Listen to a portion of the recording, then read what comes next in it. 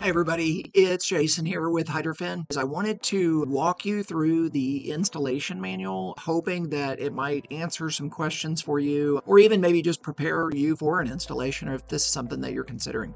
So let's go ahead. I'm going to share my screen. So we've got the installation manual pulled up. This is obviously included if you were to purchase a kit, but basically it's got all of the hardware. One of the most common questions that we get out of this is the glue, and it does come with the glue tips or the mixing nozzles, and then the glue gun itself. It's a two-part epoxy, so it's got to fit specially into this particular glue gun. So that's at a high level what is included from a parts perspective.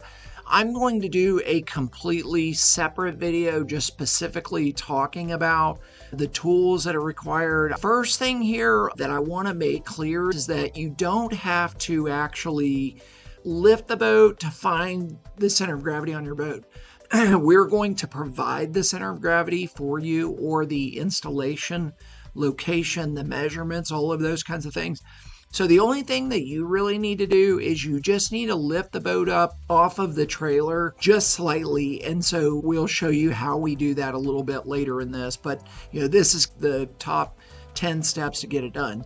So after you lift it up, it's to mark and measure the center of gravity. Like I said, we're going to provide that to you. You find the center of gravity by finding the center line of the pontoon boat. That's one of the measurements. So you simply do it by putting this carpenter square up on the top of the deck and on the side there. Once you do, that's this line here. That's the center line of the pontoon boat. Once you do that, you're going to measure down 7 inches, and you're going to mark another line, and that's where the plate is going to go. So it's really, we've simplified this significantly, taken out all the guesswork on this. And once you do that, you're going to mark the location of the plate. You'll go ahead and do some surface prep and, put your straps all up there. Basically get the glue on the plate and stick it on there. Once you glue the plates on there, you've got to wait about an hour before you continue the job. And what we typically do is, while we're waiting for the glue to set up, we'll go ahead and set up, look at the lift charts, another video on that one, and set the angle of attack for the foils. And then we can move on to these final steps. We take off the ratchet straps, and we actually hang the foils and mount the struts up to the deck. The installation in total, it takes about, I would say, about 7 hours or so. It does take 2 people. It's not a complicated installation, but it takes that amount of time, mainly because this is something that you've never done before. So we'll go into a little bit more depth on each one of these steps. I'm not going to spend a ton of time, but basically, if you've got a floor jack and a 4x4, you can put that post up against the deck and just lift up the boat enough to where you can just wedge some 2x4s in there. So it doesn't take too much. So the guideposts are completely fine to have on your trailer, as long as they're on the front half of the trailer in front of the hydrofoils, wherever you take those measurements. They can be on there. That is not an issue. They just have to be on the front half of the trailer. Okay, so the center of gravity, like I said, we provide the center of gravity, so you can just see here, depending upon what your boat length is, the horsepower range, we give you a range for the actual center of gravity. So you'll just mark this location, and that's where it will be. The one thing that I will mention about center of gravity, and it's helpful to know this, it is important, but don't get too wrapped around this. With the center of gravity, the way that the system is engineered is you've got the ability to actually change the location of the hydrofoils on the mounting plate after it's already been glued to the boat. In other words, you can still move the foils forwards or backwards to accommodate any sort of customizations or fine-tuning that you'd like to do with the system, even after the plate has been glued on there. But what I would like to just encourage you to do is just think about your boat. Think about the recommendations, the numbers that we provide to you, but also think about your furniture configuration, where your fuel tank is, your seats, if it's a fishing edition. It's probably a little bit lighter in the front if there's just a couple of captain's chairs up there, compared to if, it's a full length bench seating and those kinds of things. The other thing is, if you do have full length bench seating and you've got a really, really long boat, like let's say it's a 24, 25, 27 foot boat or more, you're probably going to want to cheat board a little bit more because that can throw off the CG just a little bit. But basically what you're going to do is here we're just marking the center of gravity. Once we mark the center of gravity, we're going to draw a line that is just straight up and down on the log itself. So that's what that looks like there. Once we know where the hydrofoils are going to mount, we actually at that point cut a section out of the trailer. It's just about a 3-foot section or so out of the trailer on just this inside running board, or bunk I should say, where the boat actually just sits on the trailer. And the reason for that is so that the hydrofoils can be mounted a little bit deeper on the boat, and that it just helps with trailering. So when you load it on, when you load it off, you're not going to have any issues there. Here's us doing the job. Here's what the end result looks like. It's basically you've just taken a section out and basically wrapped the carpet around it. So not a big deal.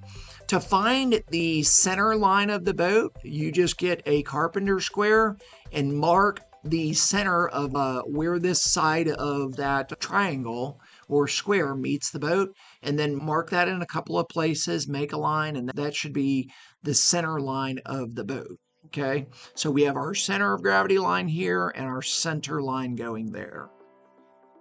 After we do those two things, we're going to mark another line that is 7 inches down from the center of gravity, and that is going to be the line that defines or marks the top of our plate. So it's find the center of gravity, find the center line, measure 7 downs, and that's where the plate goes. Now, there is a mention here about lifting strakes.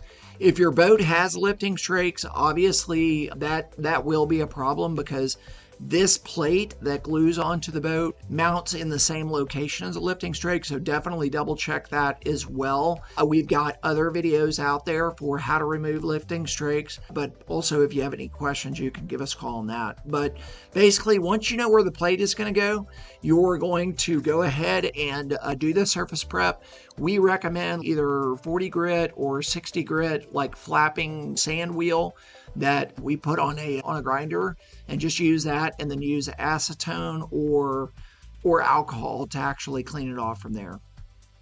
Okay, so that's what that looks like. The next step after you've completed this, you've got all your marks drawn, you know exactly where your plate is going to go. That is to prepare the ratchet strap. So you're going to want to get 3 ratchet straps around the boat for each one of the 2 large curved plates. So you can see here we've completed on this side. We've got 3. You basically put one in the front, one in the middle, one in the center kind of thing. And that's really just to apply a lot of pressure.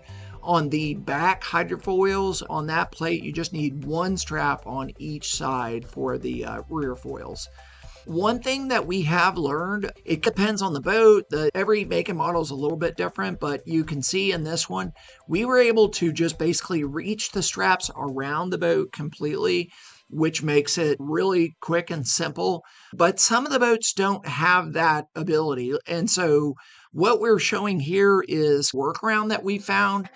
And if you can't wrap the ratchet straps completely around the boat, you can buy these at Home Depot or Lowe's or online or whatever else, but this is a self-tapping bit that basically it's super simple. You drill a hole and it's actually going to thread or tap the metal. We do it in an inconspicuous location, typically like under the rub rail or something like that, and just put one of these eye hooks in there, and it's a really quick and easy way to attach your ratchet straps to the place where you need them to go. Okay, so once we've got that, we can go ahead and get the glue ready. The key thing about the glue, it depends on your location, what the weather's like, all those kinds of things. But in a nutshell, just know that you've got about 15 minutes or so. That's the working time of the glue. After that, you don't want to be moving the plates around or anything like that. And so it's going to cure a little bit faster too in warmer weathers and a little bit slower in cooler weathers. But one thing that you definitely want to do is we send out the mixing tips. Make sure that you squeeze out probably 4 to 5 inches out of the mixing tip when you first start it, to just really make sure that it's mixed properly. Get good coverage on the plate across the middle and on the outer edges too, just to make sure there's no water penetration coming into the edges of the plate itself. And once you do that, just glue them on one plate at a time. We typically start in the front, but it really doesn't matter which ones you work with. After the plates are glued on there, you need to let it cure for about an hour before you do anything more to that. So this is just showing basically how to find the center line for the rear plates to know exactly where those go. It's the exact same process. You hold it up to the deck of the boat, mark the center line of it, and then the same kind of math holds true. Once you have the center line, you're going to measure down 7 inches from the center line, and that's where the top of these small rear foil plates go. And the other thing is put the back of the plate right up against this weld line here. We want them as far back on the boat as possible, and typically that's a good safe spot to put it, just on the inside of the weld line. While the glue is drying, the next thing we typically do is we determine the angle of attack. And we've got an entire other video that shows how to determine and set the angle of attack, but we will run through this real quickly. So this chart is actually a little bit different than the one in the other video we showed. But in a nutshell, what this shows is you need to know, okay, what's the speed of my boat and what is the weight of my boat? And so what I do is I just cross-reference those two variables. We say if my boat's 2,500 pounds, it goes 25 miles an hour, I'm going to install the system at 0 degree angle of attack. Now, clearly there's a big gap here from 3 to 0, and then it jumps up to a -2. So we've got another video I'd highly encourage you watching, and some additional information on this lift chart that will help guide you better on the angles. But this is a quick start to get you there. Okay. Once you know which angle you are going to set it at, then basically from there, you will attach the torpedo to the torpedo plate. And you'll notice when you're actually holding these two plates that there's a small dimple on or dot that is on the torpedo, and then these little dimples that are on the torpedo plate. And those two match up. They lock together once you actually fasten these screws in here. And it helps them from like sliding out of angle of attack, right? Or the angle of attack to accidentally change, because they do have significant loads on them. So this just shows you the actual different angles of attack look like. And by the way, so it's when we say a -2 degree angle of attack, it actually is lower in the front. It is a negative angle in the front compared to what the back is. But don't worry, it is still generating positive lift even at a negative angle of attack, because of the shape of the foil and also because of the natural riding position of the boat. Most pontoon boats ride about 2 degrees lower in the back than what they do in the front. And so even if you were to install it at a -2 degree angle, you're really installing it at a 0 degree with the way that the foils are going to hit the water. So just kind of food for thought there. Again, these are just pictures of what these different angles look like. You can see here at the bow, here's where it's a positive angle of attack. Once you have set those all up, the other thing that you're going to want to know is where to install the plate, what we call torpedo plate, onto the large curb plate that is actually glued to the boat. It's difficult to see in this diagram, but when you receive the plates, you will notice that there are hole numbers or marks on this curb plate. So it starts as 0, so it goes 0, 1, 2, 3, and the same is true back here. It's just hard to see them 1, 2, 3, 4. So we're always going to start out at hole position number 1. And that will give you the ability to move this plate backwards 1 hole, which is 2.5 inches, or forwards 2 holes, which is a total of 5 inches. So always start with hole position number 1. Once we get all this prepared, we're going to go ahead and screw, using Loctite, the main foils to the boat.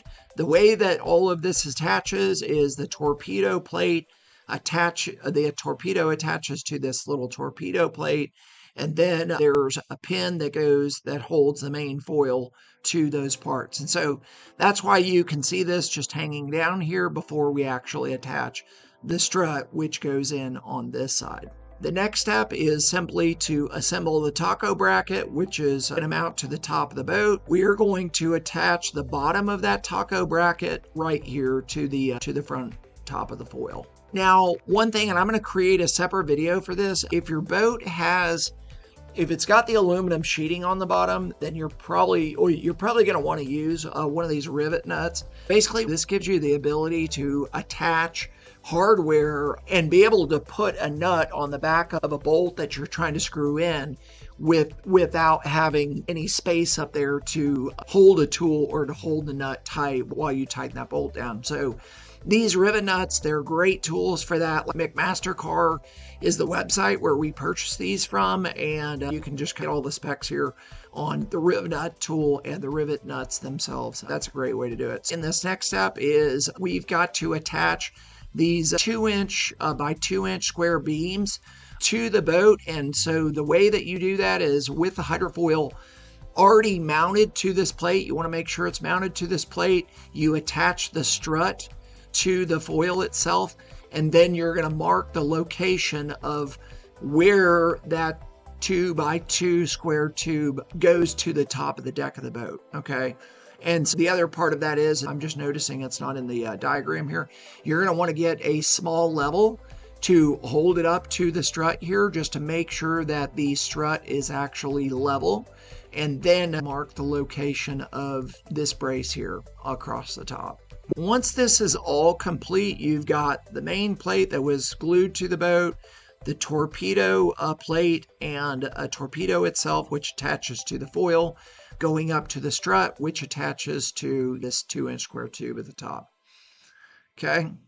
For the rear foil, so we've already got those glued to the boat itself, the plate itself, and so simply all that is just attaching the main foils.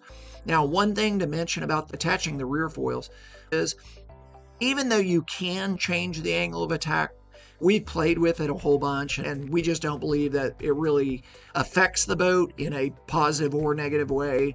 So we just set them up every time, every installation, at a 0-degree angle of attack for those rear foils. And so it's just 4 screws, and that's it. Don't forget to put in the fairings that go in front of the torpedo itself, and then also there's a small fairing that goes right in front of this strut pin. And so just use any kind of glue, silicone, whatever else. You're not going to need to take these out in the future once they're in, and there's no maintenance or anything that you have to mess with there. That is the entire process for installing the system. Like I said, 6 to 7 hours, takes 2 people. You probably figured it out by looking at some of these pictures and me talking through it. It takes 2 people mainly because you've got to have extra hands to help you hold things, measure those kinds of things. And so it is not a complicated installation. So thank you so much for watching the video. If you do have additional questions, definitely give us a call. We are happy to help out. Thanks again.